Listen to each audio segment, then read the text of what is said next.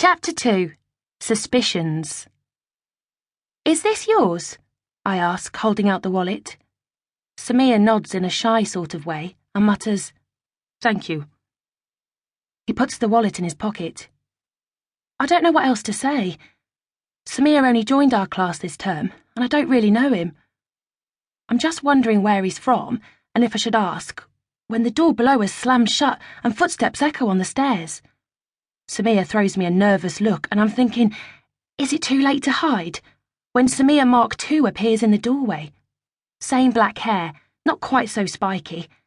Same dark eyes and dark skin, but quite a bit taller and a few years older.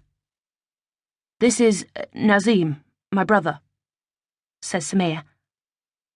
Nazim fixes me with a suspicious stare, and I can't help thinking that if anyone looks like a terrorist, he does. He has this sort of smouldering look on his face you see on suspected bombers they show on TV. And he's wearing very greasy overalls. Car mechanic, I decide. But fortunately, I managed to keep silent. Nazim barks out, "Who are you?"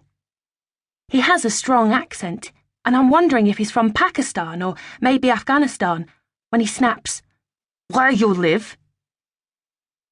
I glance over at Samir for support, but he's fixed on his brother, so I shrug and start to explain about the gang. But then Samir catches my eye, and something in his look makes me stop. He doesn't want Nazim to know about the bullies on the high street, and his dark eyes have such a pleading look that I pull up short and instead mutter, Alex, I live on Hailing Island." Nazim's face gets even darker, and he starts rattling away to Samir in this totally foreign language. His voice is rising as he waves his hand about, which is also covered with grease, and he keeps shooting me poisonous looks. He's standing between me and the door, so there's no way out, and Samir can't get a word in edgewise. It's starting to get scary, and I try to gauge whether I could slip past and race down the stairs. I can't help wondering if they go on like this all the time. Maybe they're planning their next attack on mainland Britain. The battery in my useless cell phone is probably too flat to call the police.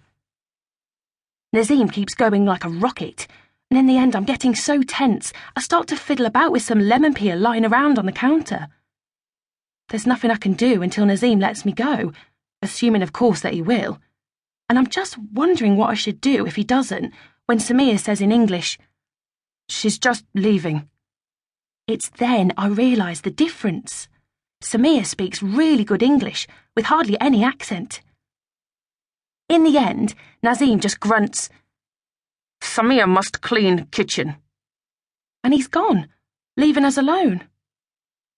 I'm so relieved I let out a big sigh and throw Samir a look, expecting him to say something like, "Big brothers, what a waste of space." But he just stands there staring toward the door. I've never seen anyone keep so still. It feels quite weird, so I say, "I'd better go."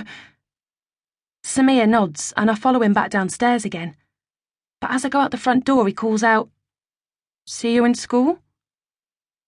He has that sort of lost, pleading look in his eyes again. So I call back, "Okay," and sprint off to the bus stop. But I can't help feeling relieved I'm outside again. Families can be so embarrassing, I think, as the bus pulls out of town. I don't blame Samir for not spilling anything to his brother. Maybe Nazim is a bit of a bully himself. I'm just deciding that Samir is the best at English in his family, that they all rely on him, and so he doesn't want to tell them about the bullies and look weak in front of his brother, when someone halfway down the bus says out loud to no one in particular, "They want their heads examined." I whip around in shock. What do they know? Then I see Mrs. Sadler from our street, nodding toward a windsurfer tacking across the choppy sea out in Langstone Harbour. I should have guessed. Mrs. Sadler's always complaining about something. Last week she told Mum I shouldn't be running around on the beach anymore. "She doesn't keep that dog of hers under proper control. I wouldn't let my Jeremy run about on the Yacht Club Road unleashed." She's such an old bat. She hasn't got a clue what I have to do to train for the marathon.